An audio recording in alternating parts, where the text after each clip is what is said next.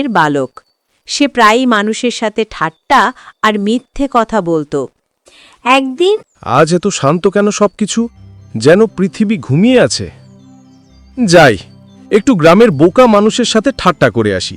এইভাবে আর একা একা ভালো লাগে না। এরপর সে তার দুষ্টু বুদ্ধি খাটালো। পেয়েছি, বাঘ। এই শব্দটি যথেষ্ট। এরপর সে লাফিয়ে লাফিয়ে চিৎকার করে বলতে লাগলো, বাঁচাও, বাঁচাও, বাঘ, বাঘ। ওরে বাবা, ছাগল নিয়ে গেল, সাহায্য করো।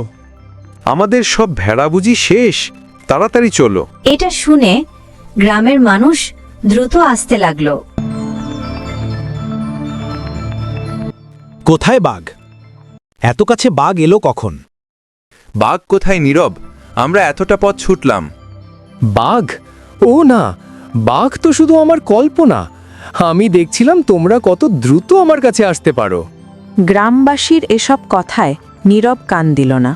গ্রামবাসীরা ক্ষুব্ধ হয়ে ফিরে আসলো এবং বৃদ্ধ শিবু বলতে লাগলো, কি নিষ্ঠুর রসিকতা! আমরাও দেখে নেব, এর ফল ভালো হবে না।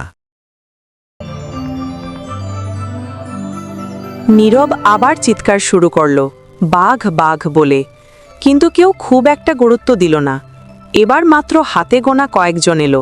নীরব আমাদের সাথে খেলা শুরু করেছে, কেউ আর পাত্তা দিও না, সবাই চলো এখান থেকে। এই বলে সবাই সেখান থেকে চলে আসলো।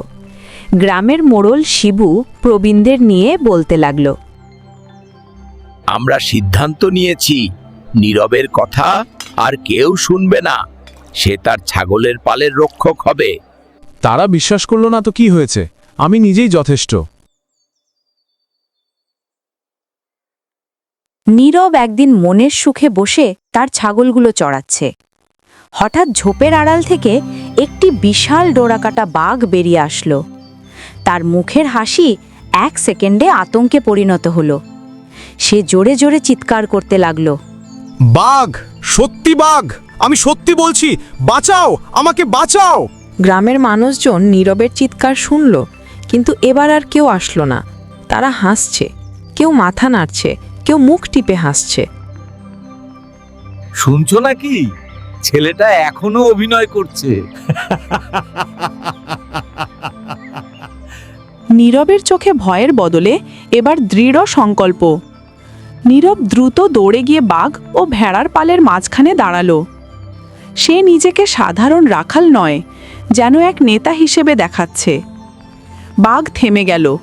সে সাহসী কণ্ঠে বলতে, তুমি এসেছো? অনেকক্ষণ ধরে তোমার জন্যই অপেক্ষা করছিলাম। শোনো, আমার গুরু তোমার মতো একটা বিশাল বাঘ ধরে আনতে বলেছিলেন। তিনি বলেছিলেন তোমাকে ধরার জন্য শুধু এই দড়িটাই যথেষ্ট। নীরব লাঠি দিয়ে মাটিতে সজোরে আঘাত করল। ভেড়াগুলো দূরে সরে গেল। নীরব বাঘের দিকে তাকিয়ে হাসল। বাঘের চোখে স্পষ্ট সন্দেহ। সে জানে না কেন রাখাল ভয় পাচ্ছে না। সে নিজের জীবন নিয়ে ভাবতে শুরু করল। নীরব তার ছোট চাকুটা বের করল এবং সেটা পাথরের গায়ে সজোরে ঘষতে শুরু করল। চাকু থেকে তীব্র ধাতব শব্দ বের হলো। নীরব চাকু ঘষতে ঘষতে বাঘের দিকে সরাসরি তাকালো। তুমি কি জানো, আমার গুরু বলেছেন তোমার চামড়া দিয়ে তার শীতের জন্য সবচেয়ে সুন্দর গালিচাটি তৈরি হবে।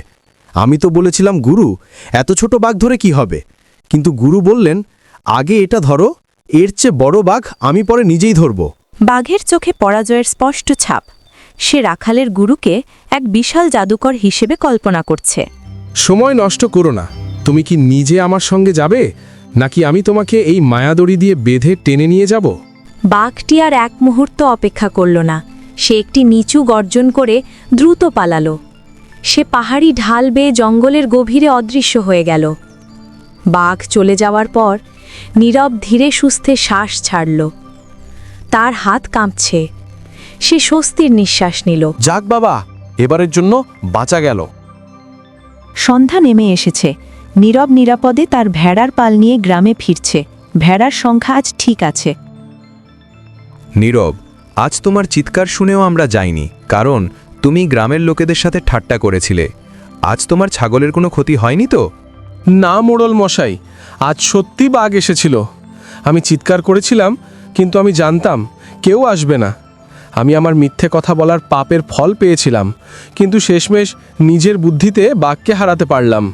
তোমার সাহস প্রশংসার যোগ্য নীরব, কিন্তু মনে রেখো, মিথ্যা হলো সবচেয়ে বিপজ্জনক অস্ত্র। তুমি মানুষের বিশ্বাস একবার হারিয়ে ফেলেছিলে। চালাকি ভালো, কিন্তু তার চেয়েও মূল্যবান হলো মানুষের বিশ্বাস। এই বিশ্বাসই তোমার আসল সম্পদ। আমি আর কখনো মিথ্যা বলবো না মোড়ল মশাই। সাহসিকতা ও বুদ্ধি দিয়ে বিপদ জয় করা যায়, কিন্তু মিথ্যা দিয়ে মানুষের বিশ্বাস জয় করা যায় না।